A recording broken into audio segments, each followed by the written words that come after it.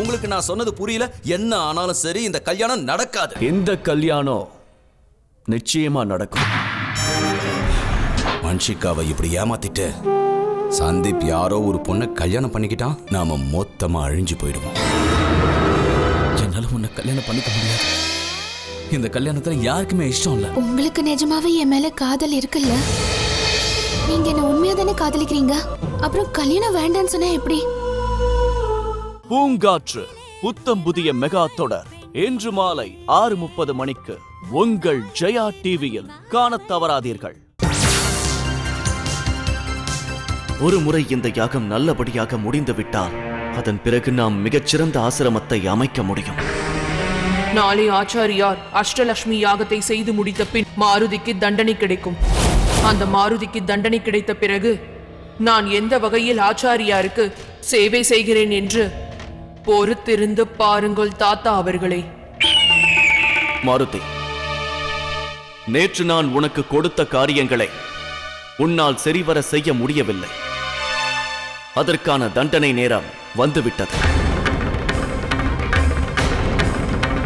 இன்று இரவு 7 மணிக்கு ஜெய் வீர ஹனுமான். இன்னும் ஒரு வாரத்துல உனக்கு கல்யாணம். இதுல யார் பேசினா பிரச்சனை வரும்? நானா உமாவா? அண்ணி நீங்களும் தானே என் வாழ்க்கையில விளக்கேற்றி வைக்கிறீங்க.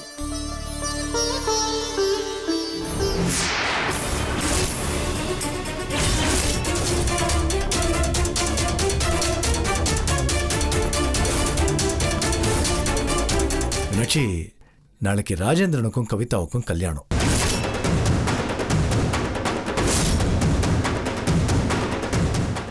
இன்று இரவு 8:30க்கு கைராசி குடும்பம்.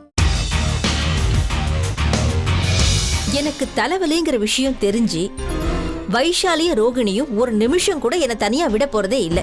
நித்யா என்ன பண்ண போறான்னு பாக்குறேன். இன்னைக்கு கண்டுபிடிக்கிறேன். ஒரு கணவனுடைய நம்பிக்கை ஒரு மாமியாரோட அவநம்பிக்கையோட பரீட்சை இது.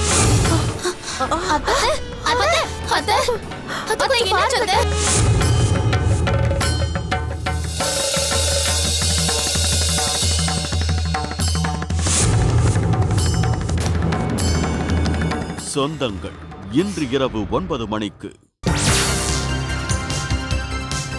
நீங்க என் குடும்ப பிரச்சனையில தலையிடாம இருந்தா நல்லா இருக்கும்.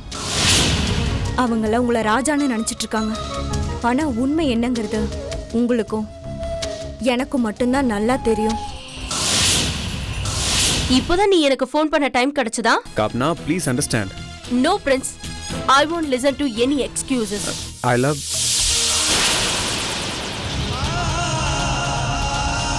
பிரின்ஸோட வாழ்க்கையில இந்த காம்னா மட்டும்தான் இருப்பா.